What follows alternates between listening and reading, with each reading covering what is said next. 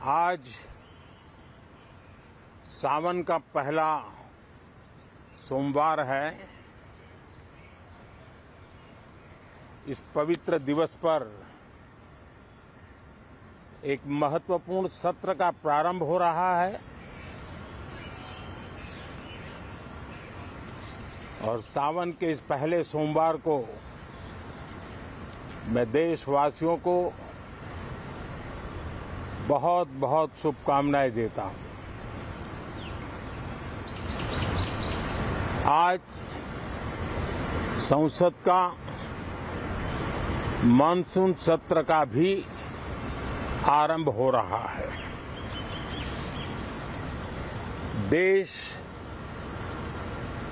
बहुत बारीकी से देख रहा है कि संसद का यह सत्र सकारात्मक हो, सृजनात्मक हो और देशवासियों के सपनों को सिद्ध करने के लिए एक मजबूत नींव रखने वाला हो। साथियों, भारत के लोकतंत्र की जो गौरव यात्रा है उसमें ये एक महत्वपूर्ण पड़ाव के रूप में मैं देख रहा हूं। व्यक्तिगत रूप से मुझे भी, हमारे सभी साथियों को भी ये अत्यंत गर्व का विषय है कि करीब 60 साल के बाद कोई सरकार तीसरी बार वापस आए और तीसरी पारी का पहला बजट रखने का सौभाग्य प्राप्त हो। ये भारत के लोकतंत्र की गौरव यात्रा की अत्यंत गरिमापूर्ण घटना के रूप में देश इसे देख रहा है। ये बजट सत्र है। मैं देशवासियों को जो गारंटी देता रहा हूं, क्रमशः रूप से उन गारंटियों को जमीन पर उतारना, इस लक्ष्य को लेकर के हम आगे बढ़ रहे हैं। ये बजट अमृतकाल का एक महत्वपूर्ण बजट है। हमें 5 साल का जो अवसर मिला है, आज का बजट हमारे उन 5 साल के कार्य की दिशा भी तय करेगा और ये बजट 2047 जब आजादी के 100 साल होंगे तब विकसित भारत का जो हमारा सपना है, उस सपने को पूरा करने की मजबूत नींव वाला बजट लेकर के हम कल देश के सामने आएंगे। हर देशवासी के लिए एक गर्व की बात है कि भारत बड़ी इकोनॉमी वाले देशों में सबसे तेज गति से आगे बढ़ने वाला देश है। गत 3 वर्षों में लगातार 8% ग्रोथ के साथ, 8% ग्रोथ के साथ हम आगे बढ़ रहे हैं, हम ग्रो कर रहे हैं।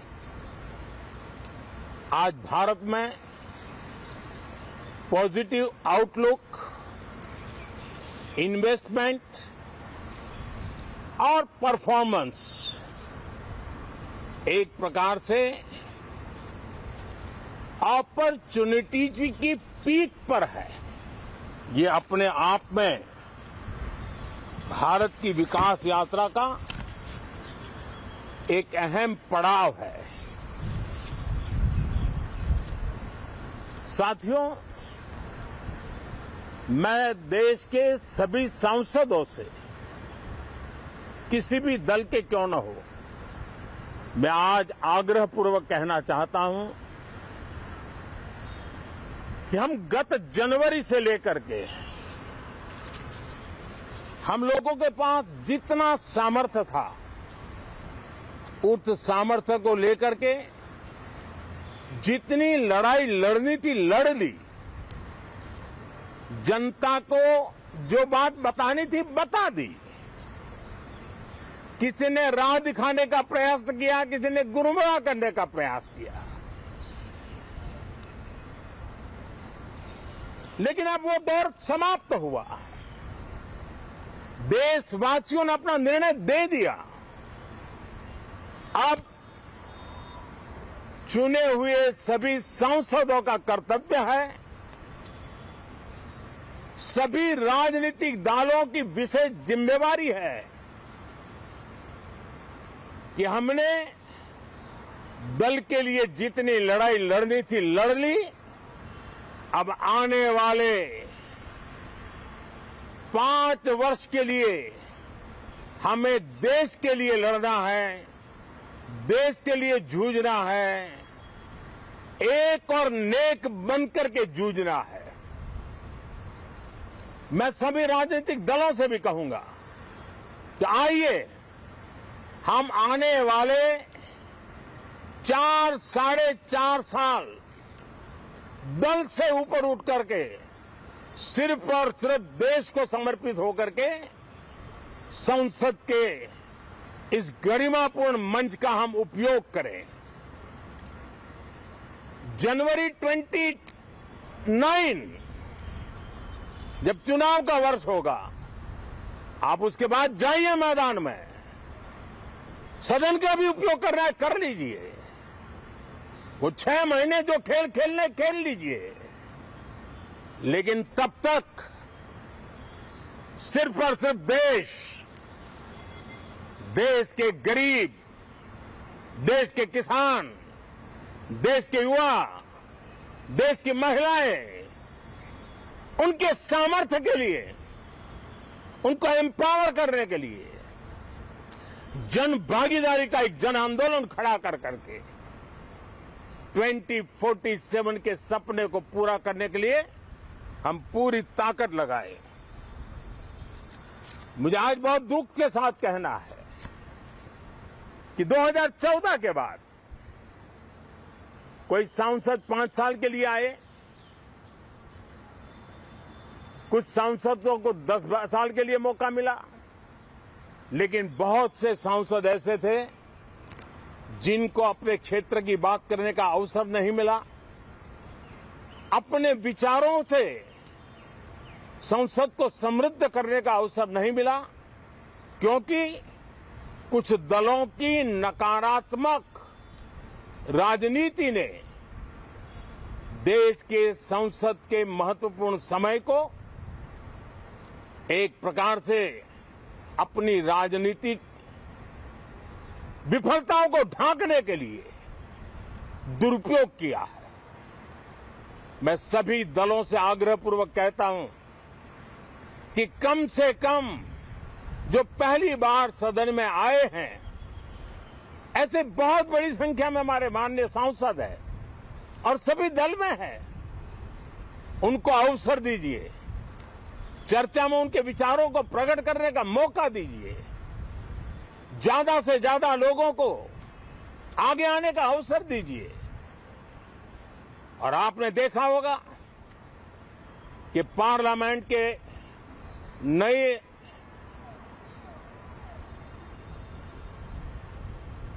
संसद गठन होने के बाद जो पहला सत्र था, 140 करोड़ देशवासियों ने बहुमत के साथ जिस सरकार को सेवा करने का हुक्म किया है देशवासियों ने, उसकी आवाज को कुचलने का और लोकतांत्रिक प्रयास हुआ। 2.5 घंटे तक देश के प्रधानमंत्री का गला घोंटने का, उनकी आवाज को रोकने का, उनकी आवाज को दबाने का लोकतांत्रिक परंपराओं में कोई स्थान नहीं हो सकता है और इसका कोई पश्चाताप तक नहीं है, दिल में दर्द तक नहीं है। मैं आज आग्रहपूर्वक कहना चाहता हूं, देशवासियों ने हमें यहां देश के लिए भेजा है, दल के लिए नहीं भेजा है। ये सदन दल के लिए नहीं, ये सदन देश के लिए है। ये सदन संसदों तक की सीमा तक नहीं है, 140 करोड़ देशवासियों की एक विराट सीमा करके ये लिए है। मैं विश्वास करता हूं कि हमारे सभी माननीय सांसद पूरी तैयारी के साथ चर्चा को समृद्ध करेंगे। कितने ही विरुद्ध विचार होंगे, विरुद्ध विचार बुरे नहीं होते हैं, नकारात्मक विचार बुरे होते हैं। जहां सोचने की सीमाएं समाप्त हो जाती है, देश को नकारात्मकता की जरूरत नहीं है। देश को